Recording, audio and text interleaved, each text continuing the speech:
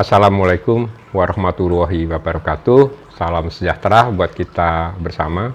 Selamat siang juga. Ya.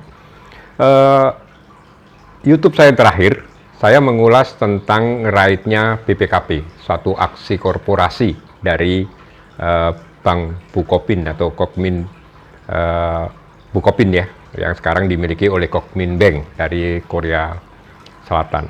Nah, ternyata mendapat satu respon dan pertanyaan-pertanyaan dari para pemirsa tentang raid tersebut. Ada yang sudah tahu, cukup tahu, dan ada yang sama sekali mungkin masih bingung tentang raid isu itu. Sehingga ya banyak pertanyaan diajukan ke saya. Untuk itu saya mencoba menjelaskan kembali ya tentang skenario raid isu BPKP ini. Ya. Jadi raid itu kan hak ya, sekali lagi saya ulangi, cuma hak saja. Jadi kalau mempunyai raid itu mempunyai hak untuk membeli saham BPKP dengan harga Rp100, berapapun harga pasarnya, itu sampai tanggal 26 ya, kesempatan untuk menebus itu. Nah, barangkali Bapak Ibu sudah memiliki raid itu. Mungkin bagi yang memiliki ada pilihan nih, mau nebus atau tidak. Kalau mau menebus berarti Bapak Ibu harus siapkan Rp100 ya untuk menebus berapa raid yang Bapak Ibu punya. Gitu kan, sampai tanggal 26 nanti terakhir. Nah, tetapi untuk membeli itu kan butuh pertimbangan. Kalau sama-sama di pasar harganya 100, ngapain mesti beli raidnya gitu kan, nebus raid itu kan sama, raidnya 100. Kalau saja ya sebelum tanggal 26 ternyata saham BPKP itu naik lebih dari 100, entah itu 103, 100 sampai 110 pun ya, itu Bapak Ibu menebus dengan harga 100 itu sangat memungkinkan ya, karena harganya masih di bawah harga pasar. Itu. Nah, namun demikian, mungkin ada pertimbangan lain, Bapak Ibu. Oke lah, saya tebus untuk ke depan, atau mungkin tidak ingin menebus. Ya, ketika harga raidnya naik, ya hari ini, ya waktu dimulai tanggal 22 Mei, itu harga teoritisnya Rp1. Raid itu. Kenapa Rp1? Karena selisih antara harga pasar dengan harga tebus kan Rp1. Harga pasar 101, harga tebusnya 100, sehingga raidnya Rp1.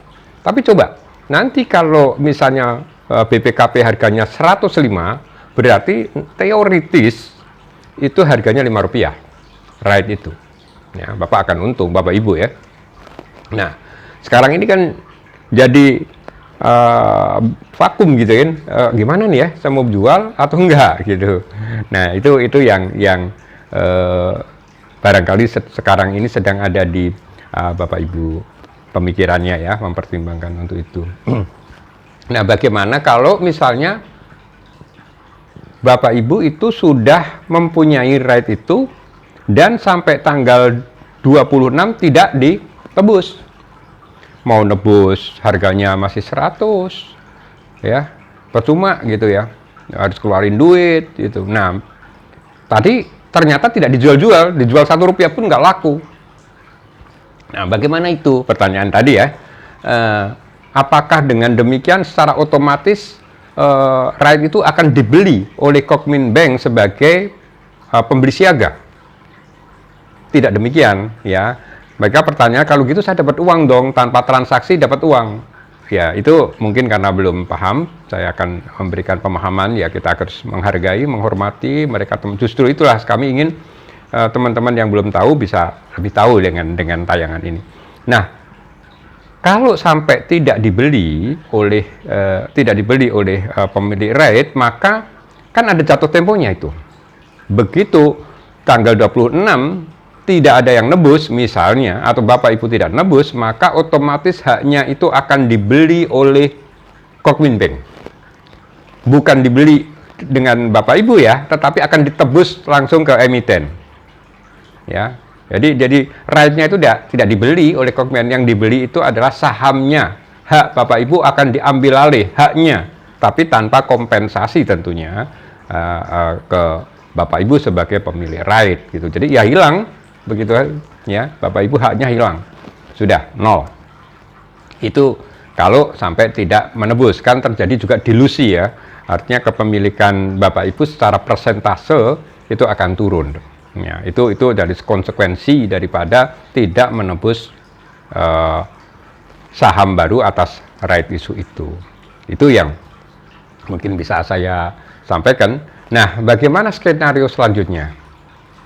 Ya, apakah Kochmin akan mempertahankan? Ya, maaf, kita ngopi dulu. Nah, apakah si Kochmin akan memang berniat? Ya, ini kan kita tanda tanya ya, tanda tanya, dan kita memang tidak ada yang tahu persis bagaimana skenario selanjutnya. Jadi bisa jadi skenario satu yaitu Kochmin naikkan, bukan naikannya Kochmin ya pasar naik gitulah ya, mungkin apakah itu siapa yang naikin saya nggak bisa mengklaim apakah itu dari pihak pengendali atau tidak serta merta seperti itu sih. Misalnya naik, nah artinya mungkin publik akan nebus karena misalnya harganya 105, kan mereka untung dong kalau nebus dengan harga 100, ya kan? Nah, rame-rame naik. Nah, kalau rame-rame naik, artinya ada pemodal publik yang masuk ke perusahaan. Sisanya baru Kochmin. Jadi Kochmin memang ya udah, ayo, saya toh punya hak untuk membeli juga, investor publik juga mempunyai hak, ayo sama-sama. Tapi kalau misalnya publik tidak menebus, kan Kochmin tetap masuk membelinya. Ya, nah setelah dibeli itu bagaimana gitu kan? Pertama, keuntungannya adalah ada modal baru, pasti ada udah masuk ya, modal masuk sekitar 12 triliun ya, artinya dari 6,7 triliun jadi ya, hampir 19 triliun itu. Makanya dengan demikian modalnya akan bertambah. NPL-nya ya sekarang ini kan sudah turun dari 11 menjadi 6 ya, dengan modal yang baru tadi mungkin NPL akan turun lagi di bawah 5%. Nah, itu akan bagus buat sektor perbankan ya.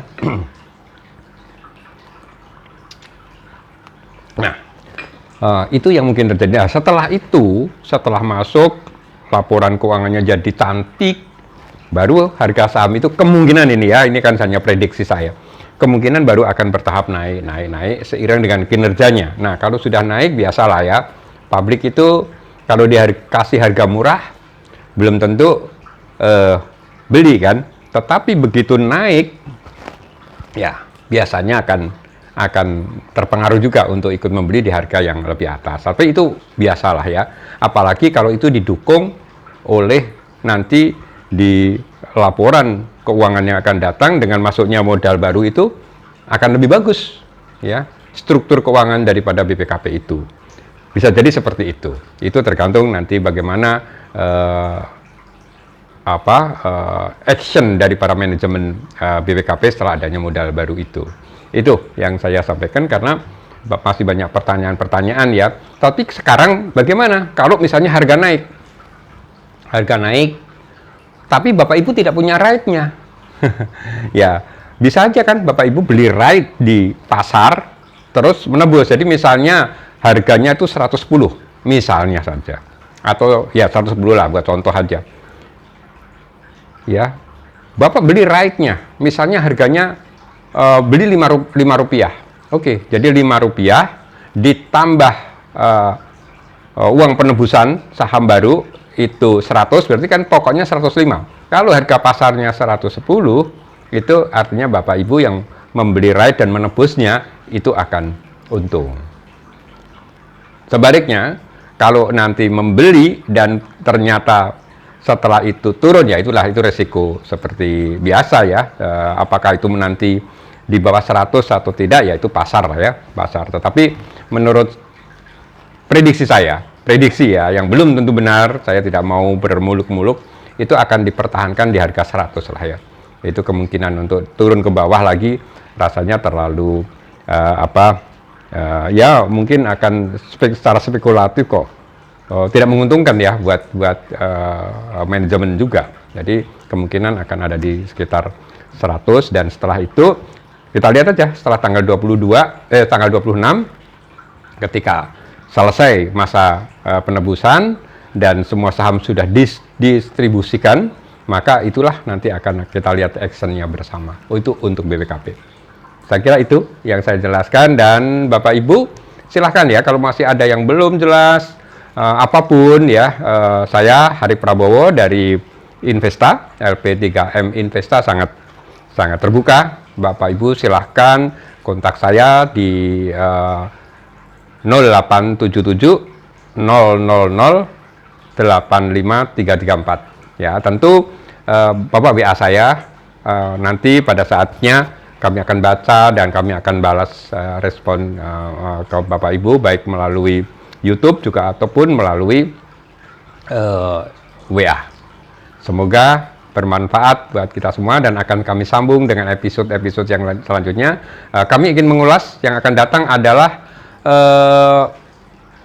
tentang rencana penurunan ya harga saham ARB auto reject bawah yang per 5 Juni nanti akan turun 15%. Bapak Ibu yang sekarang baru 7%, besok akan 15%. Hati-hati ya, dan ikuti YouTube kami. Terima kasih. Assalamualaikum warahmatullahi wabarakatuh.